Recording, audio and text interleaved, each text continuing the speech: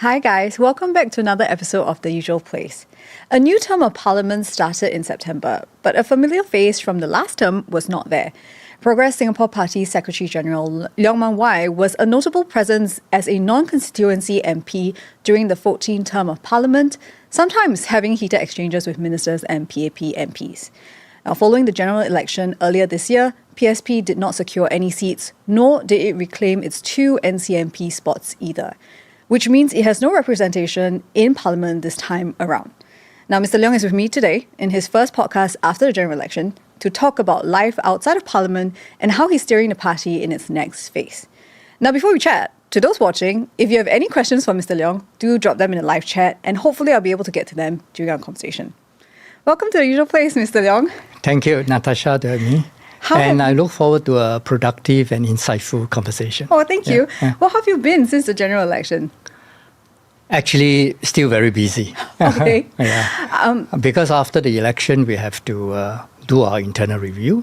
And we finally had after the election in May, we finally had our press conference in July, right? So we make a 2-month review. And the review is still ongoing as to the reasons for the election results and all that. So, and after that, implementation.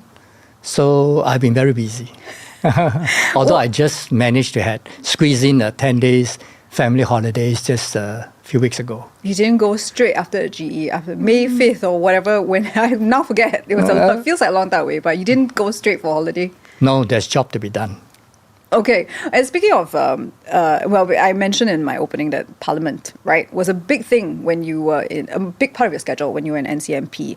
The most recent session actually ended yesterday. Do you miss being there? Yes, very much, because Parliament is the supreme institution for democracy. And it is the platform where we can voice the concerns and the problems of the people. So I really miss the platform to speak on behalf of the people, and also the interaction and the debates with all the ministers and MPs there. But nevertheless, I think we have to live with it, with respect the decisions of the people. We have to position ourselves, organize ourselves to go beyond the chamber. How to make ourselves continue to be heard in the public domain. Okay, so we'll get back to that in a minute, but I want to ask you about the recent Parliament because there was a ministerial statement by Coordinating Minister for National Security, K. Shanmugam, right? He spoke about race and identity politics. And in a nutshell, basically what he said was he called on political parties to resist playing on race and religion in election campaigns for political gain and steer clear of identity politics, basically. What were your thoughts hearing the statement and the subsequent debate after that? As a stance, we totally support what the minister have said. PSP has always adopted the stance that we will not accept foreign interference. Okay? And we will not be going down the road of playing the racist card and all that. What we want to do in Parliament is just to represent the Singaporeans and then and to ensure that their problems are being heard and to find prompt solutions for those problems. So we totally agree with the minister, and I hope from our parliamentary conduct and the conduct of the party over the last few years, we've proven ourselves to be as such. And going back to what you started out with about not having a presence in Parliament, so there's now other ways that the party needs to connect with Singaporeans, right? A lot of that takes place now on social media, and it actually happened last month, I think, when the party responded to Health Minister's Ong Ye Kung's comments in Parliament about the party. So basically he said, in a nutshell, what he said was that the party had populist comments, right? Do you feel like this is a challenge in terms of party visibility when connecting with the people? Well, in Singapore, it's always a challenge because the ruling party effectively control the airspace. Right? So there's very limited space for us to actually come in and explain ourselves. So the health minister comments, for example, is very unfortunate again. I think he has made another attempt to paint PSP and maybe myself as being as such from what he has described. Yeah. Do you feel like people heard your response? Because you're not in Parliament. But if you were in Parliament, you would have to... Yeah, I would have responded. We'll have the opportunity to respond, Yes, but now yes. you don't have that platform directly. Yes. How are you making the PSP and your voice heard? I think it will be more difficult because it's not a direct response in Parliament, but we just have to step up our online presence. Maybe people may not read our posting on this response to the minister's comments, but we will continue to explain our positions going forward. And I think at some point, people will understand our position better and better. Looking back on your time at Parliament, what kept you going? Because you did used to get into some heated exchange with ministers, Minister Shanmugam, for example, and there were times, even with the Speaker, there were times where you were told to get to your question, don't set up the preamble. What's that like? What was that like for you, with the exchanges and trying to get into the whole spirit of the debate? Of course, on hindsight, I think sometimes I could have done better. I could have presented myself slightly differently, asked more direct questions rather than having those preambles, like you say. But I think I enjoy all those experiences in the Parliament because I'm there for a purpose. I'm there to represent PSP, to speak on behalf of the people. So we are actually asking all the relevant questions all the time. So I've been enjoying the parliamentary experience and journey in the last few years. In that 5 years, do you think you achieved what you set out to do in 2020, like when you got the seat, the NCMP seat, right? And then 5 years on, in reflection, did you achieve what you wanted to do with the position? I think, of course, there's always room for improvement, but I have largely completed what I set out to do. So how different is life now that you're not, maybe doing the research and prep for Parliament days? Is it slower, or do you still keep very much up to date with what is happening in Parliament? In terms of time, of course, when you're in Parliament, every time one session of Parliament ends, we rest for about 1 week, and then the whole parliamentary team of PSP will start to work for the next Parliament already. Each Parliament sitting is 1 month, right? So we only have, so we work for the next 3 weeks on the next Parliament again. So as a result, the time schedule is very tight. So the commitment of our volunteers in supporting the NCMPs are they're very dedicated. And of course, we also have to do our part, and so timing-wise is very tight. Right now, however, we are not in Parliament, but we have to think through some of the issues with more depth. Are you still watching the whole thing now? Oh, we watch certain parts of it. We don't follow. I don't follow throughout, but I do come in, at certain points, and of course I read the reviews, and after the Parliament, I will go through the tapes again. Oh, so you still got homework. Yeah. So, but what I'm referring to is actually not just homework about what is going on in the Parliament, but we are doing homework with regards to what we have actually said in Parliament before, and then if it's being brought up in the Parliament again, then we have to think through whether we have to put up a response or not, right? Then at the same time, now since we have more time, we are preparing for a more comprehensive presentation of some of the ideas. Like, for example, on jobs, on housing, we are thinking through the whole thing. And so, while we are preparing for this comprehensive presentation, we also have to take in all the updated ideas from the Parliament. So when we look at Parliament today, we are absorbing what the parties in Parliament said, and then put it back into what we have said before in the last parliament, and then developing our more comprehensive presentation to Singapore and the Singaporeans in the future. So what I'm hearing is that there's this PSP is still connecting with Singaporeans, just even though you're not in Parliament. And I think it goes back to what Stephanie Tan, one of PSP members, she was on The Usual Place in July, and I did ask her what were the plans for PSP post GE, right? And she said, oh, PSP will be staying active online, which you have mentioned, and then you are still doing walkabouts. Yes. On the weekends. Yes. And then you're still commenting on policy. Is there anything else that we can expect to see as a way of maybe telling people about how PSP will respond to policies, kind of thing, beyond social media or very traditional walking the ground kind of Basically, public facing, there are two main things we are doing. One is to step up our community engagement.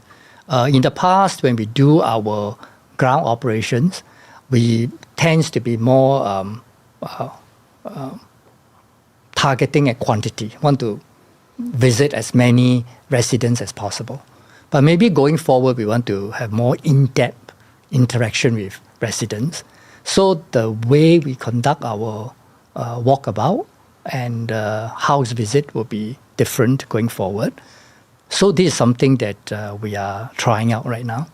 Secondly, we will continue to step up our policy communication because we want PSP to be the party that leads in national conversation, especially on the economy, so as to chart a new direction for Singapore, and Singaporeans can have a more fulfilling and happier life. That is our objective. How will you do that, in terms of this conversation? Is it... So, for example, I was checking out SDPs. They just had a forum. It's like a in-person gathering. Is that something that we'll see happening with PSP as well? Or are you going to do something totally different? We are going to have public events too. And as we say, we are going to step up our online presence. But at the moment, what we are doing is what I described just now. We are going to, because in the past few years, we have said a lot of things in Parliament. But the parliamentary procedure is as such that there's also limited time for you to actually explain your whole plan. Like, for example, our housing plan, our affordable home scheme, is very much, there are many parts of it that are not explained yet. And so there's some misconception that the affordable home scheme would immediately lead to a fall in the resale price. So that's not going to happen if we are able to present the whole scheme again to the Singaporeans, in the future. And but before we do that, we want to take in more feedback, and we want to take in the updated information from the Parliament, and then at some point we'll be presenting that again. So there's a lot of work that we are still doing. In these two areas. Okay, so the first thing was you were talking about chatting with residents, right? I'm curious, post-GE, what has the reaction been like from people that you meet, wherever you're walking in the West? What did they say to you? Do they ask you all about the results and how you've been? The residents have by and large been very, very sympathetic, and they've said a lot of reassuring words. So that's something that we really appreciate. And it's something that will keep us going. So, but at the same time, we are very focused on hearing from them and what they actually need, because the election result is as such. So we need to find out a bit more. So as a result, we are going to, like I said just now, we are going to have more in-depth conversation with residents going forward. Apart from in the past where we do have very regular but very quick sort of engagement with the residents. So you said that you were going to change the way walkabouts happen. Do you have any details about that, or where can people meet you, PSP members? Okay, maybe walkabout. Is it still going to be very traditional in a sense, but with maybe a meeting point of sorts, or you'll change the way walkabouts are done versus going house to house, or? I think currently we are still concentrating on the house to house. But what I'm saying is that instead of going to many houses in one go, we are going to go to fewer houses, but we are going to have more in-depth conversation. Okay, so it's and we are going to check out on the problems. Like for example, for over a year, we are engaging one resident in Tengah on the central cooling system. And recently, Sunny actually went out and talked to residents who are affected by dengue fever.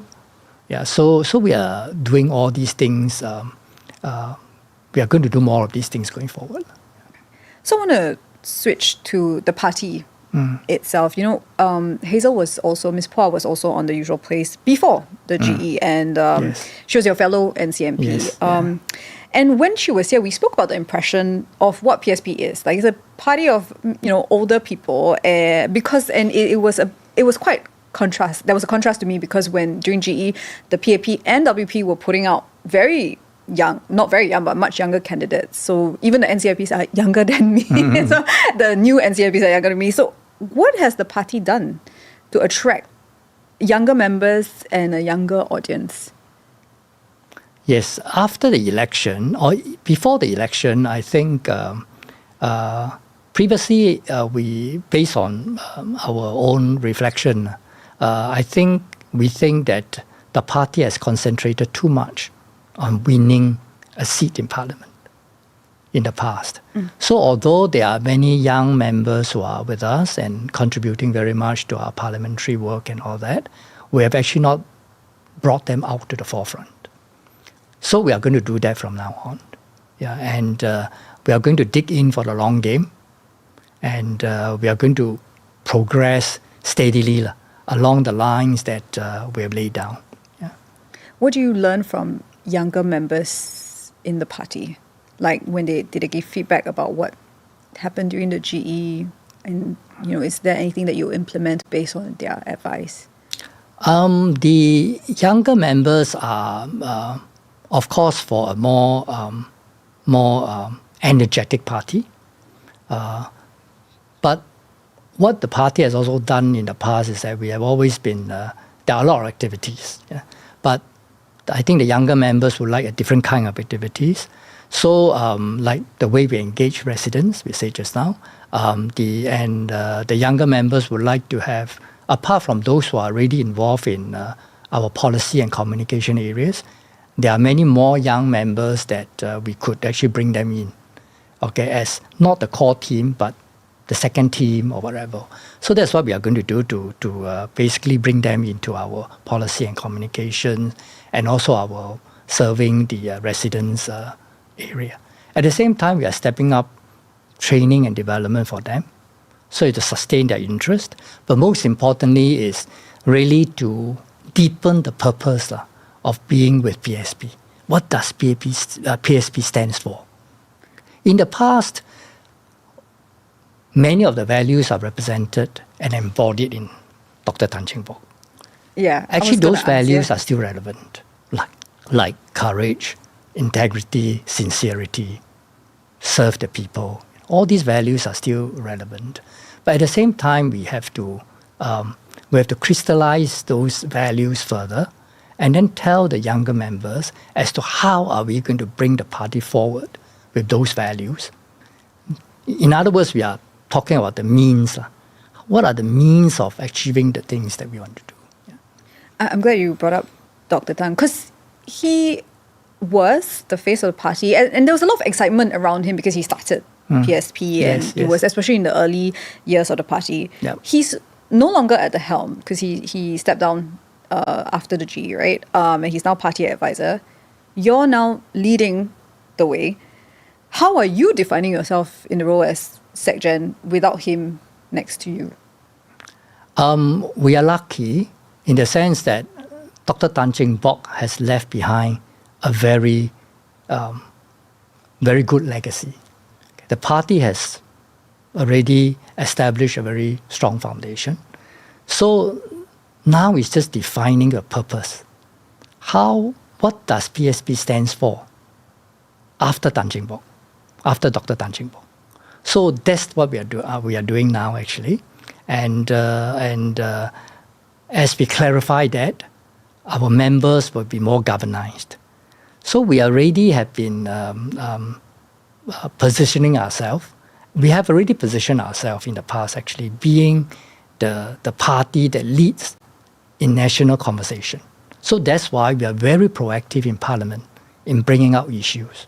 We are not just sitting down there and just be like check and balance on the technical issues, but we actually went in and say that we think the direction is wrong, we ought to do it this way. But we are not dogmatic. We are presenting ideas, and we hope it will stimulate debates.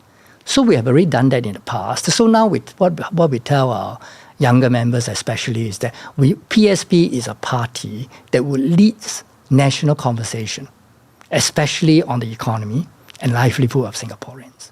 And then we'll provide training and development for our members. Like, for example, you'll be surprised, some members would like to know even the economics behind the policy recommendations that we've given. So we are going to do that. So that's what you mean by training and development. Because I was going to ask you, like, training and development to be a politician or in terms of like to subjects? Understand our stance and our policies and all that. So quickly going back to what you said about finding PSP's way after Dr. Tan, right? What does PSP stand for without Dr. Tan? I think some people might want to get some clarity based on what you just said. I think what we have proven in what we have worked towards in the past Parliament is that we want to establish ourselves as a party, as an alternative party that Singaporeans can trust. And to gain that trust, we are presenting the ideas to them and telling them that it is possible to have a better future. You know, the current policies put up by the ruling party can actually be tweaked, and in some areas should be changed. And if we do that, we would be moving towards a better future. So that's the way we are positioning ourselves. And I think as we continue to repeat those messages to the Singaporeans, I think eventually they will understand what we represent. And how does PSP plan to stand out from the rest of the other opposition parties with what they are telling Singaporeans? Because if you're not a PAP, then you're definitely an alternative party, right? So what is PAP's way to stand out from other oppositions? I think the same thing as what I said just now. We are the party who have gone very deeply into putting up alternative economic policies for the Singaporeans. Yeah, I don't think before we enter Parliament, I don't think there has been that much. Of course, the parties in Parliament has done some debates on economic policies and all that. But I think while we are in Parliament, while we are in the last Parliament, I think we've done a lot more on economic issues affecting the livelihood of Singaporeans. We hope that will define us differently.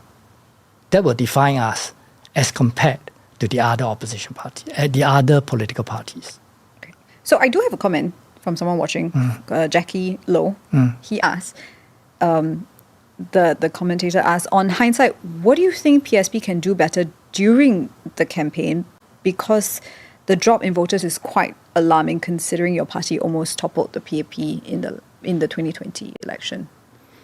Okay, every election, the environment is different. Okay. So the votes, the results is a combination of a lot of factors. We have gone through our internal soul searching, and we know that there are many factors that have affected our results.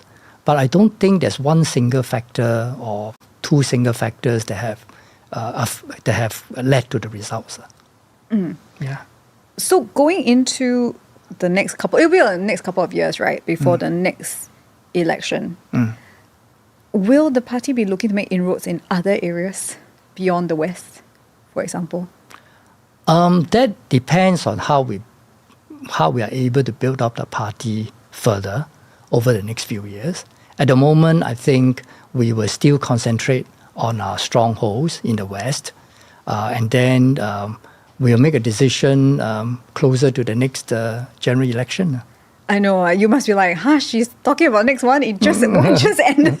No, we are planning for the next one already, so right. Yeah.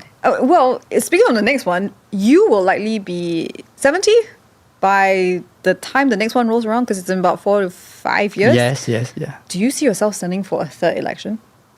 Or even running for an SMC? We will assess that again during that time. All politicians will say, I'll be there as long as I'm relevant and people wants me to be there. So not ruling it out yet? Yeah, not really. Okay.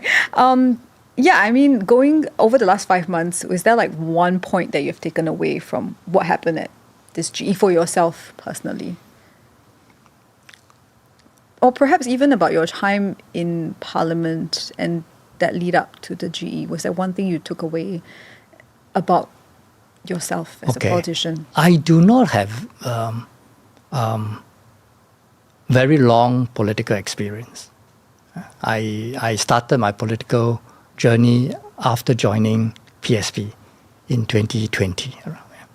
So I do not have a very long experience. So every election is actually a new experience for me. So this time round is a second experience. And I must say that this round, I learned a very hard lesson about the powerful machinery of the PAP. In what sense? In the sense that they have many ways to actually extend their support compared to us. So is that something that PSP learned from the whole GE that, hopefully you'll incorporate? Some of the support, like financial support, we cannot match the ruling party, but we will have to find ways to basically minimize the disadvantage that we face. So it has been quite an eye-opening experience. So I just want to quickly, because we're talking about party, ask you about Dr. Tan. What's his role in the post-GE day-to-day, with all the new plans and the walkabouts and the, small group focus, what you want to do going forward? How is Dr. Tan involved? Dr. Tan is currently basically back to his private life. He's a party advisor. He's the party advisor, so he gets feedback from me occasionally. But essentially, he's not involved in the party, especially the day-to-day running of the party and all that. But he will continue to be a stabilizing force in the party, and we need him. Because as we change the party, we may even want to transform the party further going forward in the next few years.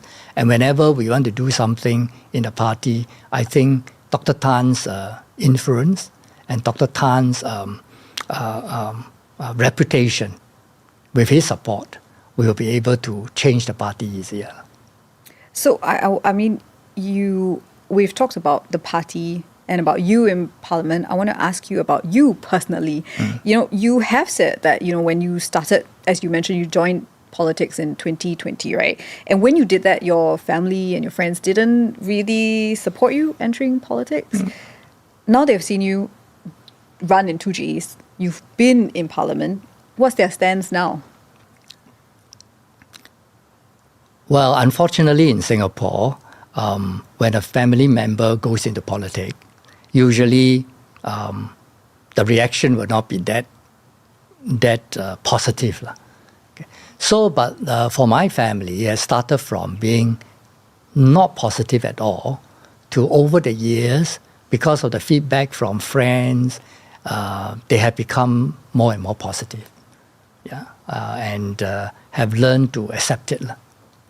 How do they react to seeing you in Parliament and going back to what I said earlier was about your exchanges. I don't think they follow my parliamentary. They don't listen to what you're saying. I don't think they. Or they're like, maybe your kids are like that. Maybe, you need to explain more, or you need to have shorter speeches, or they never say anything? No. All right. Yeah. So, Mr. Leong, on that note, thank you very much for being here. And thank for you. sharing your thoughts about what happened during the GE and what's next for. Where can we see PSP this week? How often do you all do your walkabouts and connect with the people on the ground? For those door-to-door on a more in-depth engagement, as I said, we do it almost every week. Okay. Yeah. Okay. And so there's we continue to engage the residents. Yeah. All right. Yeah. So the usual place will be looking out for what PSP is up to, and then we hope to have you We'll back. update you again. Yeah. We hope to have you back when you have more to announce about what's happening next with PSP. Yeah. So thank you very much for being here today. Thank you. And that's it from the usual place. Now, if you're watching us on YouTube, don't forget to like, subscribe, and hit the notification bell so that you won't miss the next episode. And if you have thoughts on what we just discussed, do drop a comment on YouTube or talk to me on Instagram at The Usual Place Podcast. I'll see you next week on Thursday at noon. Thank you.